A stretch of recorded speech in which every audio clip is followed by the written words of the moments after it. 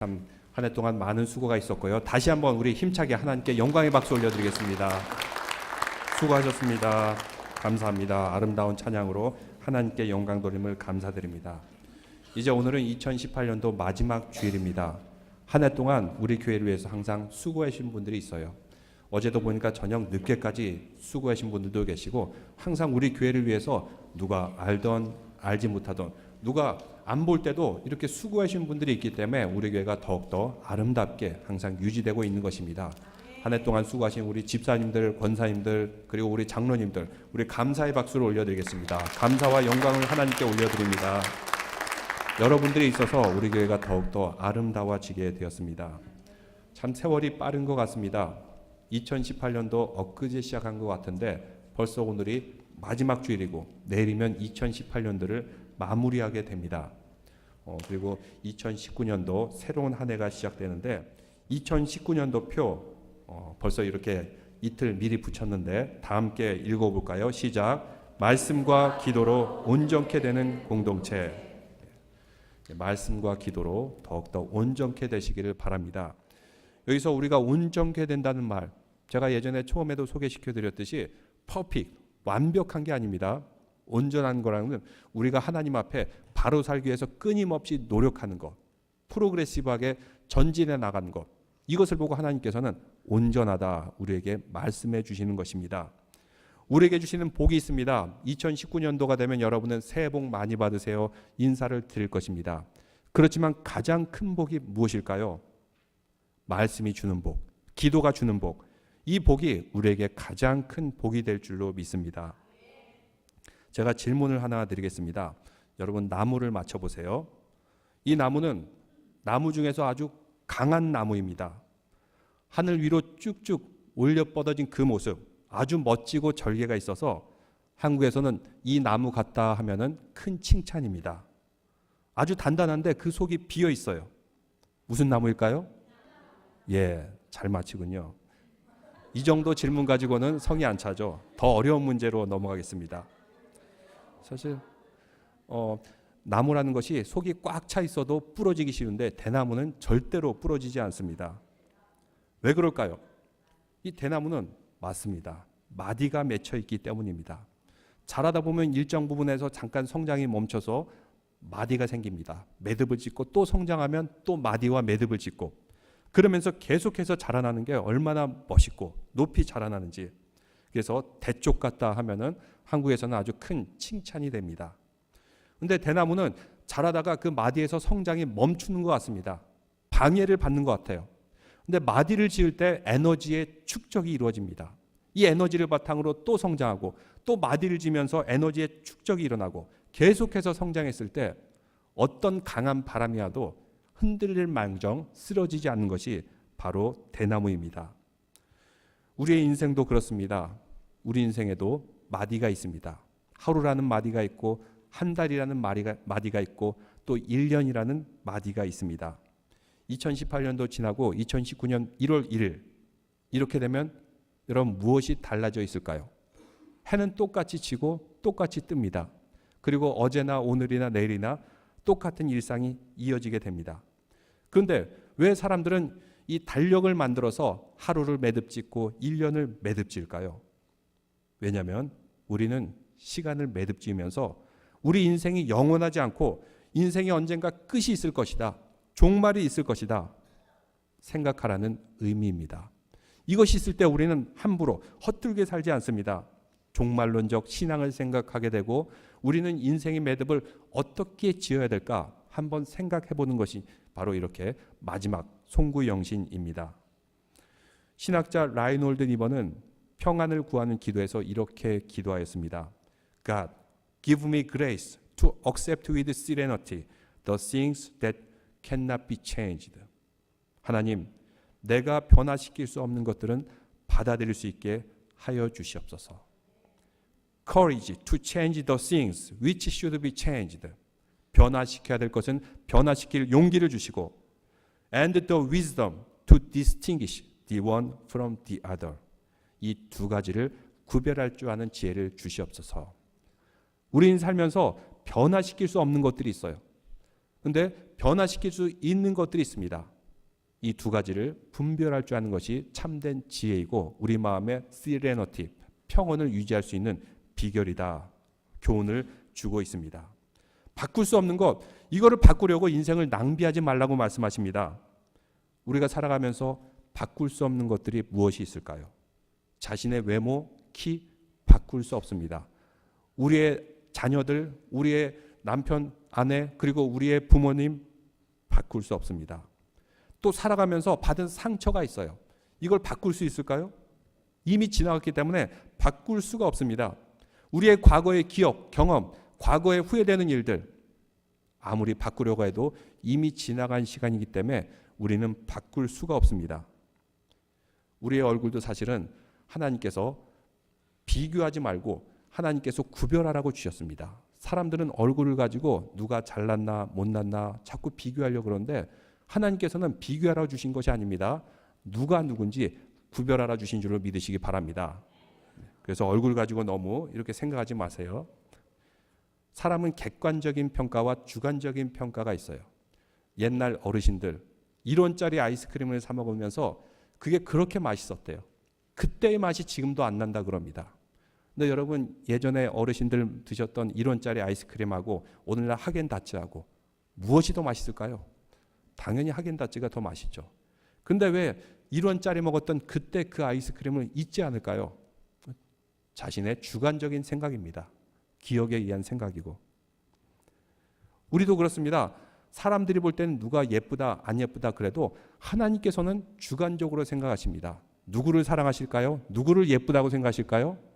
하나님을 바라보는 자, 하나님을 사랑하는 자, 주님으로부터 매우 예쁨과 칭찬을 받는 믿음의 성도들이 될 줄로 믿습니다. 하나님은 그런 성도들을 사랑하세요. 2018년도 한 해를 지나오면서 후회되는 일들이 분명히 있을 것입니다. 근데 그 과거는 바꿀 수가 없어요. 사람들은 지나간 일을 염려하고 후회합니다. 후회한다고 해도 지나간 과거는 바꿀 수가 없습니다. 그리스 신화에 야누스라는 신이 있습니다. 이 신은 얼굴이 두 개인데 하나는 뒷면을 바라보고 있고 하나는 앞면을 바라보고 있습니다. 과거와 미래를 동시에 바라보고 있는 신, 야누스라고 말하고 있습니다. 그래서 1월달이 제뉴얼이라는 것은 이 야누스 신으로부터 나온 기원입니다. 12월 마지막 날을 앞둔 우리도 그렇습니다. 우리의 생각은 아마 2018년도 과거의 기억을 생각할 것입니다. 반면에 2019년도 한 해를 희망차고 소망을 가지고 바라볼 것입니다. 이스라엘 백성들을 보면은 오늘 말씀에도 그들은 죄로 인해서 하나님으로부터 심판을 받고 그리고 바벨론의 포로로 끌려가 있는 그런 상황입니다. 과거의 죄 때문에 그들은 심판을 받고 있어요. 또 한편으로 그들은 앞으로 그들을 해방시켜 주시고 자유시켜 주실 하나님의 소망을 바라보고 있습니다. 그들에게 어떻게 말씀하고 있습니까? 8절 말씀 다 같이 한번 읽어보겠습니다. 너희는 두려워하지 말며 겁내지 말라. 내가 예로부터 너에게 듣게 하지 아니하였느냐 알리지 아니하였느냐 너희는 나의 증인이라. 나 외에 신이 있겠느냐 과연 반석은 없나니 다른 신이 있음을 내가 알지 못하노라. 우리는 과거와 현재를 앞둔 이 시기에 다른 것을 바라보지 말라는 것입니다. 오직 주님만 바라보라는 것입니다. 하나님만 바라보고 하나님을 향해서 계속해서 전진하라고 말씀하고 계십니다. 이 말씀은 또한 과거에 얽매이지 말라는 뜻입니다. 과거로부터 자유하고 과거로부터 해방되라는 말씀입니다. 우리는 2019년도를 맞이하는 이 시점에서 예수 그리스도의 이름으로 끊어야 될 것들이 있습니다. 2018년도 마무리하면서 우리가 끊어버리고 자유해야 될 것이 무엇일까요?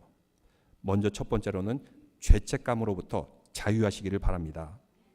죄책감의 정의는 이미 회개한 죄에 대해서 다시 기억하고 그 죄의 생각에 머물러 있는 것을 죄책감이라고 말합니다. 이스라엘 백성들 죄 때문에 망했습니다. 심판받았습니다. 그들은 바벨론의 포로로 끌려가면서 자신들의 죄를 돌아보고 하나님 앞에 회개하게 되었습니다. 이렇게 회개했을 때 하나님께서는 언제든지 용서의 말씀을 선포해 줍니다. 이제 새 출발을 하면 되는 것입니다. 그런데 그들은 이미 회개한 죄에 대해서 여전히 묶여 있는 것입니다. 이미 회개한 죄에 대해서 묶여 있으면 사람은 자존감이 떨어지고 하나님의 사랑을 의심하게 됩니다. 역사를 통해서 하나님께서 보이셨던 그 능력 잊어버리고 말씀도 잊어버리게 된 것입니다. 하나님이 자녀에게도 이와 같이 죄책감, 과거의 기억들이 발목을 잡을 때가 있습니다.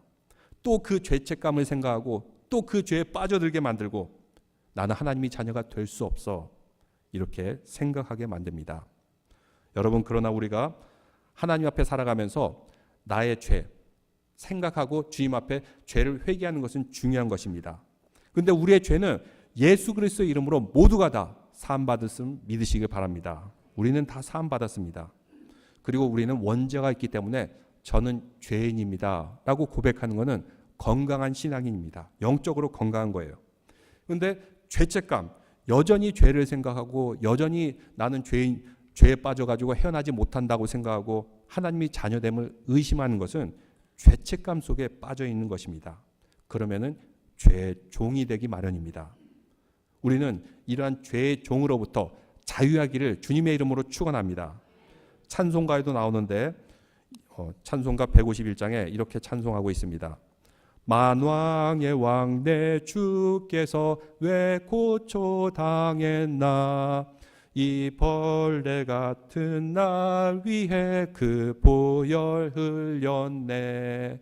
십자가 내가 처음 볼 때에 나의 마음에 큰 고통 사라져.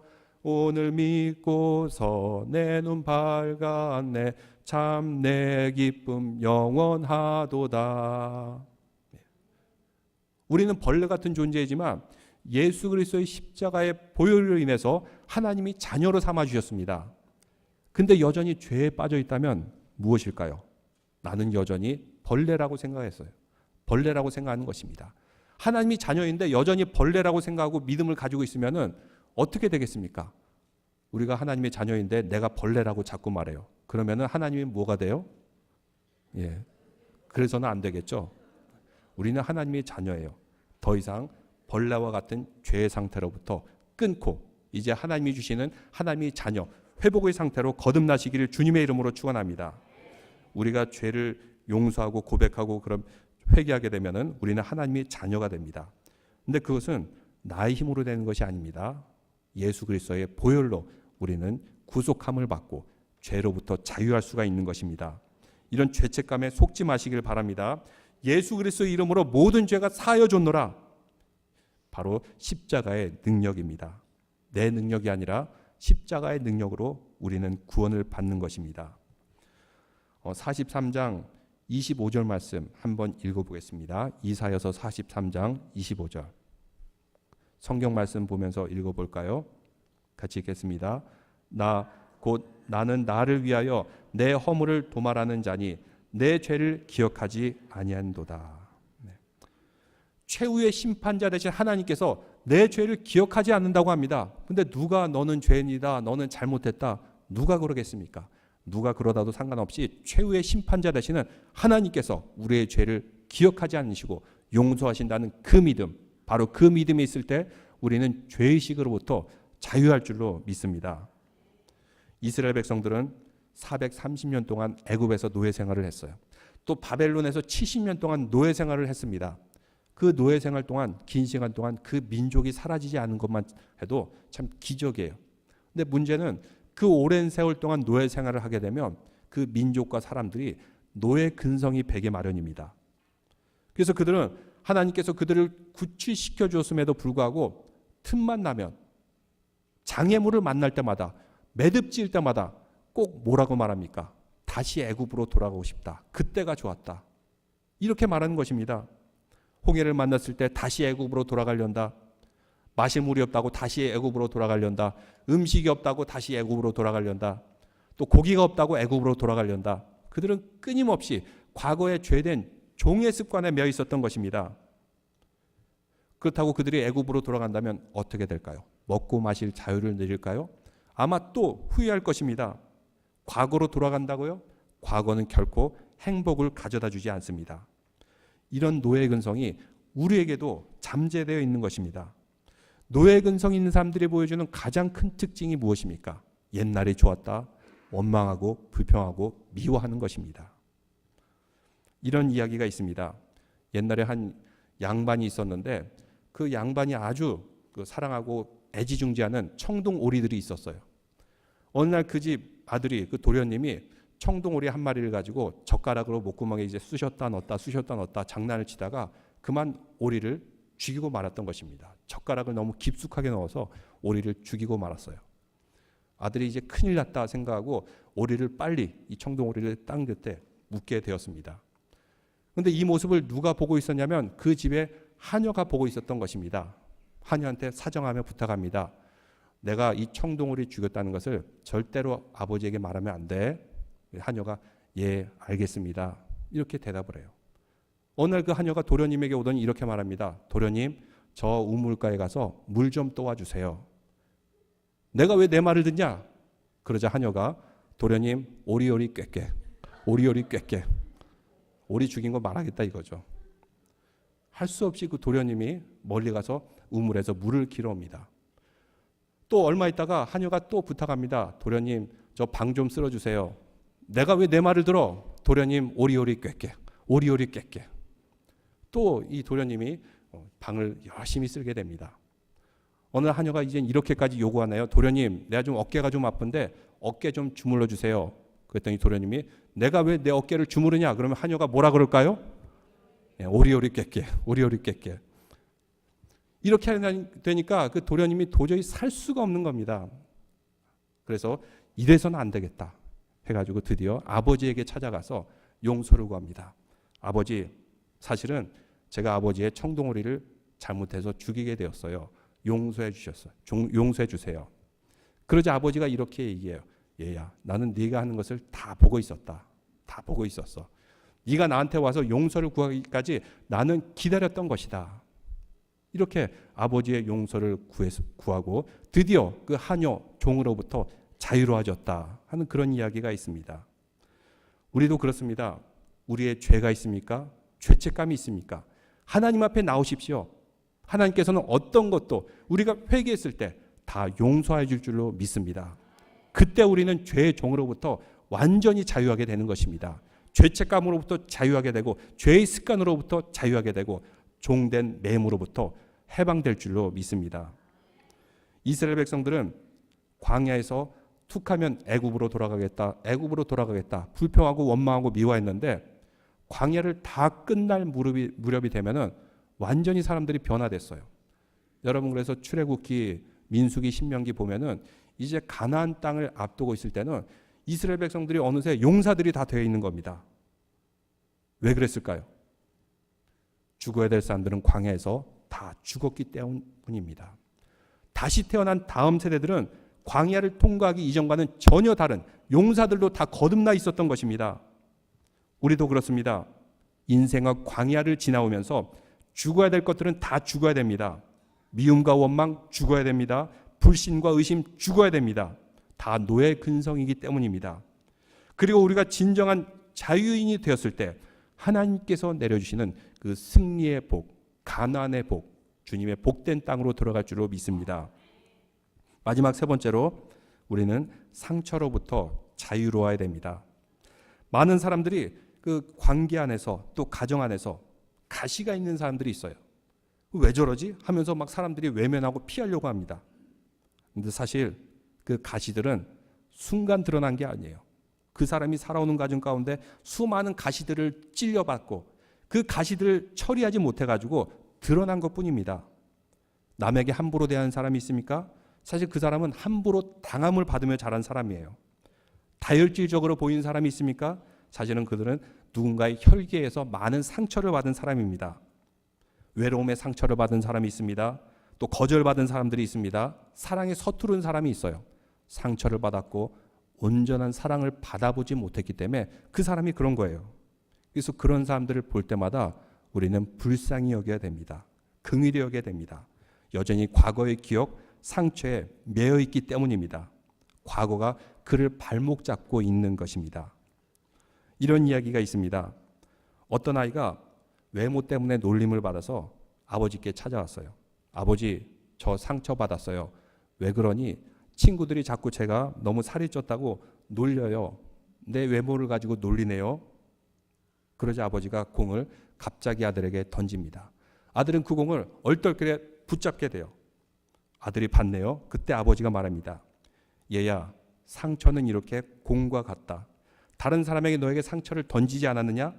왜 내가 그 공을 받으면서 상처받았다고 하느냐? 이 공은 그냥 받지 않으면 되는 것이다. 너 앞으로 이렇게 상처를 받았을 경우는 그 공을 멀리 차버리거라.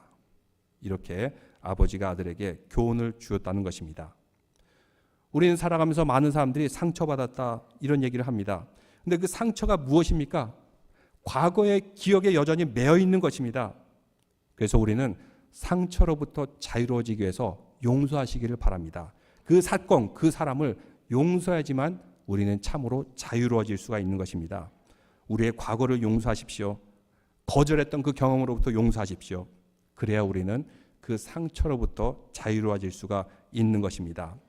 2018년 한 해를 지나면서 어떤 사람이 여러분을 고통스럽게 했습니까? 힘들게 했던 사람이 있습니까?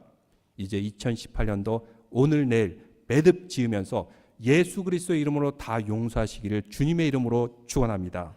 그래야 우리는 자유하게 됩니다. 오늘 말씀 우리에게 희망의 메시지를 던져주고 있습니다.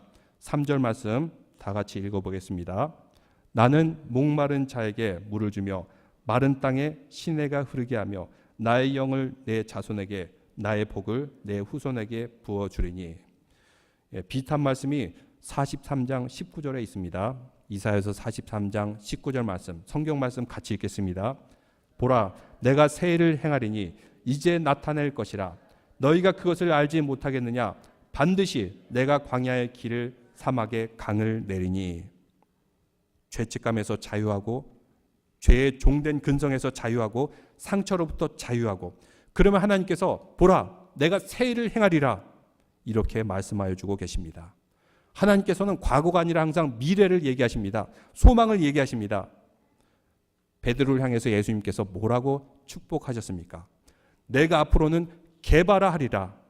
이렇게 미래를 바라보면서 말씀하여 주십니다. 지금은 별 볼 일 없어요. 그러나 앞으로 개발하리라. 장차 반석이 되어서 이 반석 위에 교회가 세워지리라. 주님의 말씀대로 베드로는 정말 앞으로 주님의 사역을 잘 감당하여서 교회를 세우는 반석이 되었던 것입니다. 세상 사람들은 광야를 만날 때 이 광야에서 끝난다, 죽었다라고 생각합니다. 그러나 주님께서는 뭐라고 말씀하십니까? 내가 광야에 길을 내리라. 또 사막을 만나면 마실 물이 없다, 죽겠다고 합니다. 그렇지만 주님께서는 말씀하십니다. 사막에 강을 내리라. 사막에 생수의 강을 내려주신다. 이렇게 말씀하고 있어요. 제가 예전에 아프리카 케냐에 이렇게 선교를 간 적이 있었는데 참 많은 길을 가야 됐습니다. 하루 자고 또 가고 하루 자고 또 가고. 근데 거기에 이렇게 넓은 그 모래 사막지대를 지나야 되는데 여기가 비가 오면은 강이 흐르게 돼요. 엄청난 홍수가 나서 강이 흐르게 됩니다. 근데 평소에 비가 없으면은 그냥 메마른 땅으로 남아 있습니다. 제가 건너가기 며칠 전에 거기에 물이 흘렀다면은 지나가지 못했을 텐데 며칠 전에 홍수가 나가지고 이제 물이 다 쓸려 지나간 후 조그맣게 이렇게 물이 쫄쫄쫄 흐르고 있었어요. 근데 거기 보니까 모래를 자세히 보니까 사금들이 막 널려 있더라고요. 금들이 막 널려 있어요. 근데 거기 있는 사람들은 이것을 그냥 관심 없고 줍지도 않아요. 나중에 알아보니까 사실 그 길이 굉장히 험하고 멀기 때문에 거기서 이렇게 조그맣게 금을 채취해 오면은 별로 경제성이 안 낳는다 그래요. 왜냐하면 길이 너무 멀고 험하기 때문에, 교통이 안 돼 있기 때문에. 주님께서 우리에게 강을, 생수의 강을 흘러주시면 사실 이 지구상에는 금이 굉장히 많다고 합니다. 숨어 있어서 그렇지, 사람들이 캐지 못해서 그렇지, 지구 전 표면을 덮고도 나올 만한 금이 사실은 이 강에, 바다에 엄청나게 있다는 것이에요. 우리는 그것을 알지 못해서 캐내지 못하는 것뿐이지. 이스라엘 백성들이 그 광야에서 자유로워지기 위해서는 40년이 걸렸다고 합니다. 저와 여러분도 이 땅에 살아가면서 광야를 만나면 길을 내고 사막을 만나면 강을 내시는 주님의 은혜와 축복을 누리시기를 바랍니다. 근데 그러기 위해서는 인내가 필요해요. 이스라엘 백성들도 40년 동안 광야를 걷지 않았습니까? 하지만 하나님의 소망이 있으면 인생의 광야의 길에 또 우리의 사막에 강이 흐를 줄로 믿습니다. 그래서 2019년도 과거의 모든 죄책감에서 자유하시길 바랍니다. 종의 근성에서 자유하시길 바랍니다. 상처로부터 용서하고 자유하시기를 바랍니다. 그리하여 새로운 일을 행하실 하나님의 말씀, 그 기대와 소망을 바라보며 말씀과 기도로 온전케 되는 우리 성도들 공동체가 되시기를 주님의 이름으로 축원합니다.